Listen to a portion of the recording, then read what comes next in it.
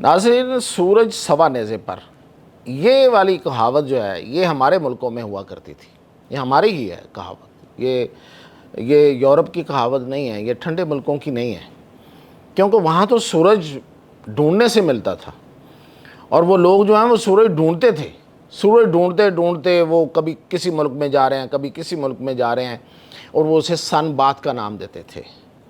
لیکن آج صورتحال یہ ہے کہ پوری دنیا میں سورج سوا نیزے پر ہے۔ وجہ کیا ہے؟ اتنی زیادہ گرمی کیوں پڑ رہی ہے؟ اس کی وجوہات پہ بھی بات کروں گا، اور انسان کیوں مر رہے ہیں اتنے زیادہ، یہ یورپی جو ہیں یہ کیوں مر رہے ہیں۔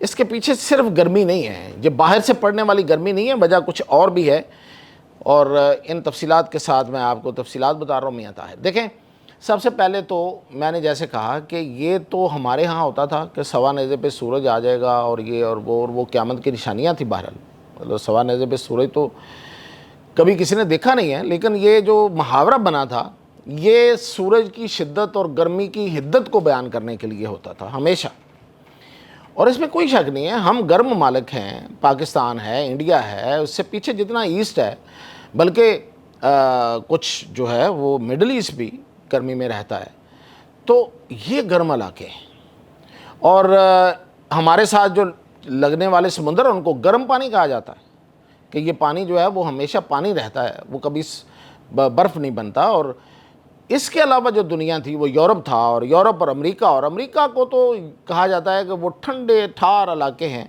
اور وہاں سورج ڈھونڈنے سے نہیں ملتا، اور وہاں تو سمندر جم جاتے ہیں۔ اس لیے یہ جو رشیا خاص طور پہ روس ہے، اس کو تو کہتے ہیں نا کہ اس کو سمندر، حالانکہ سمندر ہیں اس کے، لیکن وہ برفیلے سمندر ہیں، وہ گرم پانیوں کے سمندر نہیں ہیں، تو وہ تو گرم پانیوں کی تلاش میں اس نے پتہ نہیں صدیوں سے جنگیں کرتا جا رہا، اور اس نے یہ افغان جنگ بھی کی۔ تو یہ جو گرمی اور سردی یہ علیحدہ علیحدہ تقسیم تھی۔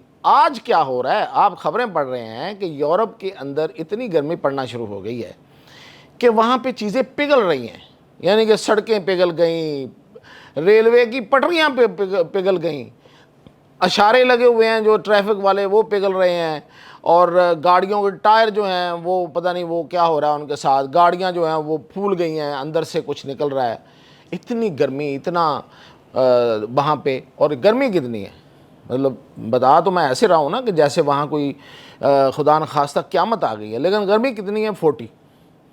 اب آج کل ہمارے ہاں گیس چل رہا ہے 47، 48، اب آگے تو کچھ دنوں کے لیے جو ہیٹ ویو کہا جا رہا ہے وہ 50 تک کے اراؤنڈ ہے، اور 50 اراؤنڈ پاکستان میں تو ہوتا ہی ہے، میں یہاں کی بات کر رہا ہوں ابھی لاہور اور ان علاقوں میں، ادروائز سندھ میں تو 50 پلس ہو جاتا ہے، اور یہ تو درجہ حرارت ہے جو فیل ہے، یعنی کہ جو محسوس ہوتا ہے وہ تو کہیں 55 پہ بھی ہو رہا ہے۔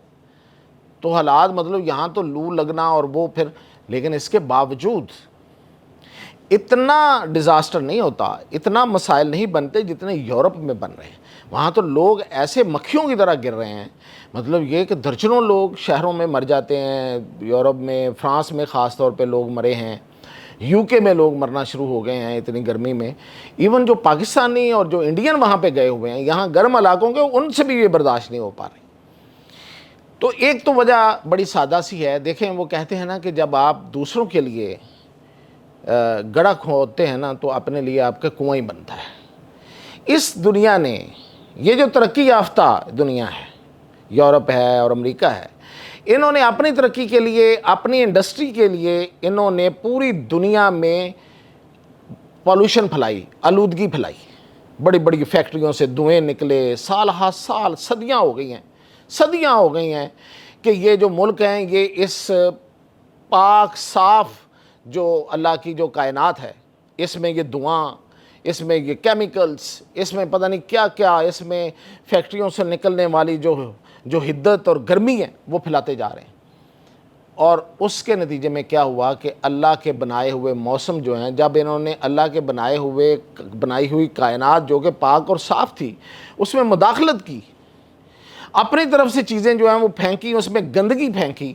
تو اس کائنات نے پھر بدلہ لیا ہے، انتقام لیا ہے، وہ ریونج ہے اس کا، اور وہ اسے ہی انہوں نے پھر نام دے دیا گلوبل وارمنگ کا۔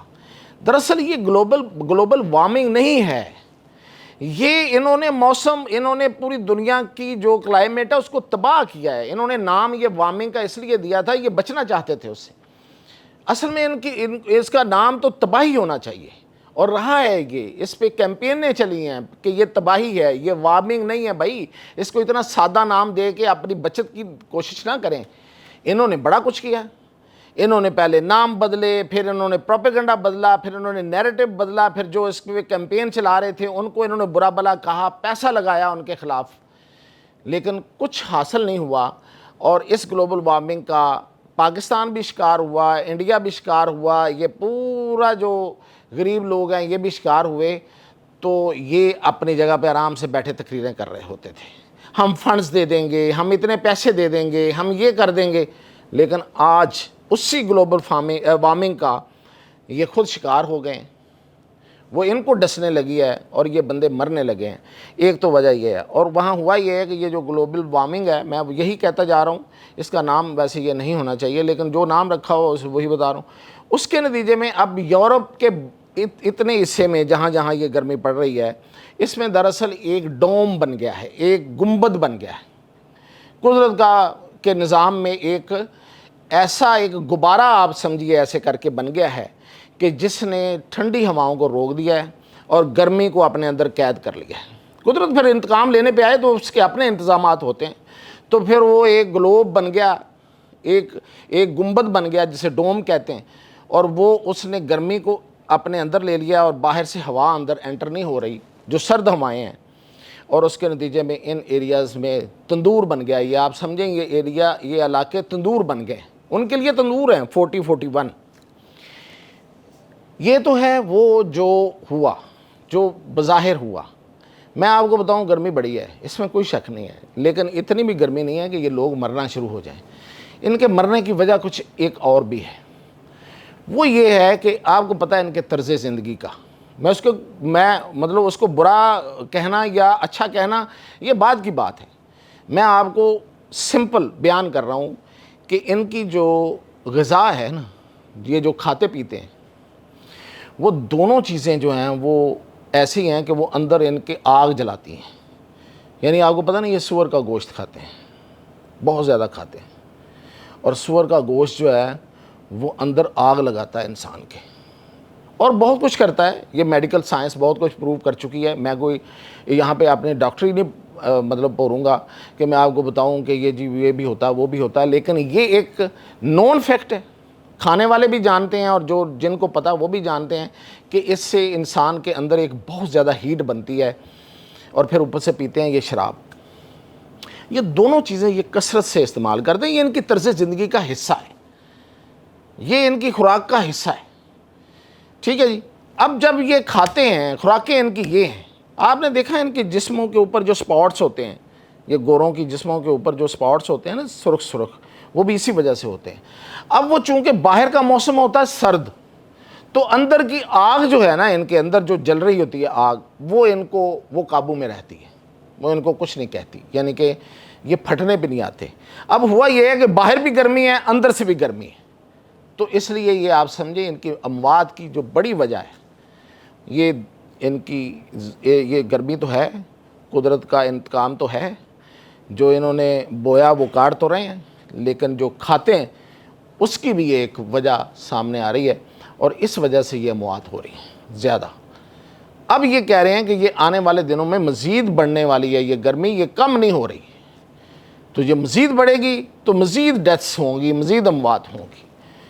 تو دیکھیں، ہمیشہ سے ہی رہا ہے کہ انسانوں نے جب اپنے ہاتھ سے یا قدرت کے کسی آفت کے نتیجے میں آنے والی چیزوں کو دیکھا ہے تو پھر انہوں نے اپنے طرز زندگی بدلا ہے.